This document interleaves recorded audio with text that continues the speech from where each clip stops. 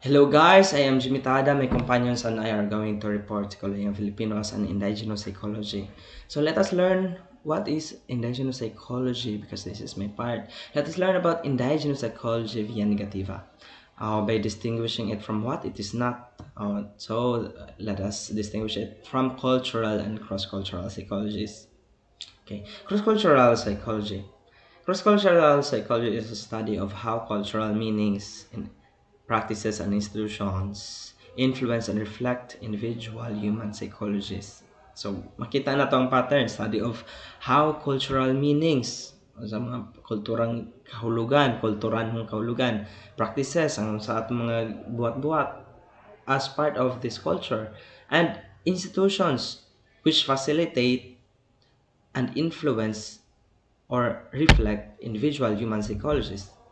In this, for example, animism, which is a belief of anito, is translate or it comes from Latin word anima, which means spirits, souls.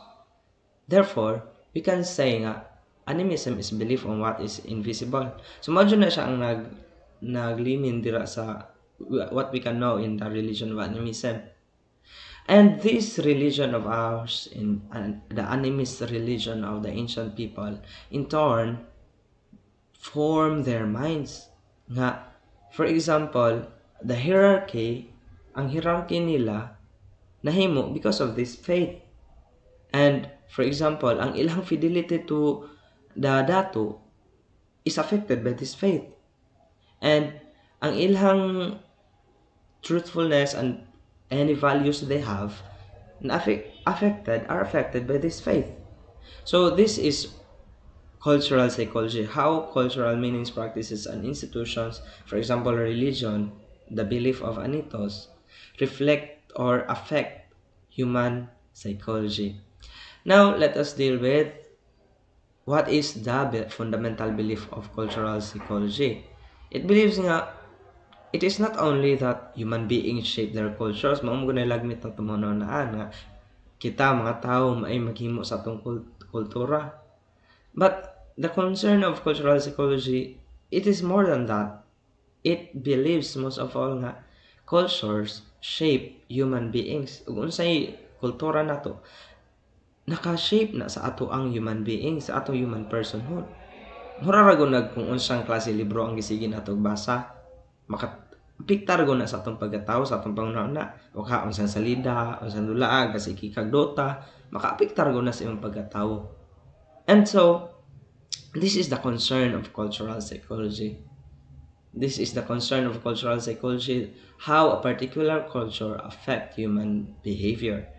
Now, cross-cultural psychology is exploring patterns, similarities and differences of behavior between various cultures and how these cultures affect human behavior. Still the same, how this particular culture affect human behavior, but the difference is that it is an exploration of patterns which affect between the meeting or the cultures which are met or which are bound together or naka-influence sa matag usa.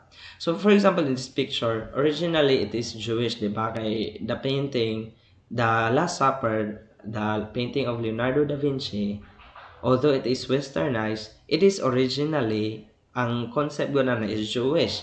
Kay Jesus is Jewish. And in fact, the Haggadah or the Passover, the narrative of the liberation of Israelites from Egypt is Jewish. Now, gihimo siya og Western ni Leonardo da Vinci. Now, in this painting of Hapag ng Pag-asa of Velasco, it becomes Philippinized. It becomes Philippinized. In fact, it is cross-cultural already by the depiction of the picture itself. And now, being a depiction, kay for example, mingon ta nga sa Western, sa Jewish, ang ilang pagtanaw og Passover, kaon-kaon man ang ilahang pagtanaw og Passover, it's about commemoration. Ga-commemorate sila sa ilang pagka nahimong gawas nun gikan sa mga Ehiptohanon. And for example, na-westernize siya, kung ingon tagkaon dito sa sa ningalan. Kumintag kaon sa mga westerns, it's about felicitation, lipay-lipay. Ma'am na. And next is about sa mga Filipino depicted in this picture, it becomes not just a felicitation, nahimo na pud siya nga okay, mga pobre mga tao, mga pobre mga bata na makilimos dire. They are gathered together around Jesus and eating. So, muna makita nato din the conglomeration, the meeting of cultures which in turn affect human behavior. Nga ang sense of commemoration of the past of Jewish, ang sense of, for example, happiness sa westerns, og sense of human aspiration dira sa mga Pinoy nga bisan sa ilang kapobre maka-gather Japon sila surrounding Jesus. That meeting becomes something which affect human behavior sa kinayas mga tao. Ug meron na dira sa atong Santos nga Eucharistia, di ba? Sa Santos nga Eucharistia, nagkatigom kitang tanan. We are all gathered. And in our gathering, we are affected by it. Nga dili man tuod na original nga Filipino jud ang Eucharistia, naman jud tay atong mga pagka-Pilipino nga gidala, pero sa gihapon nadala nato, we are bringing ourselves to God and trying to bring out the gospel of Christ in our daily lives. So nakaapektar jud siya sa ato ang mga klase sa kinabuhi and our human individual psychologists.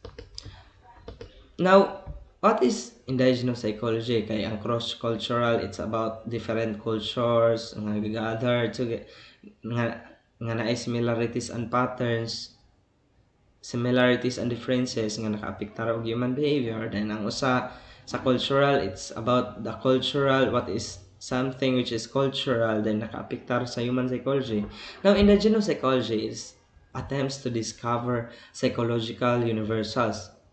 Di ba murag, it seems nga ano dyan siya, cultural psychology. But what makes it different because it is more of a movement. It is more of a movement kay attempt man siya to discover psychological universals in a particular context. A context which is not transported from other regions. So, for example, unsa may kultura dinhi sa ining lugar sa Negros ba or in the Visayas which we can universalize. So muna siya ang movement sa indigenous psychology.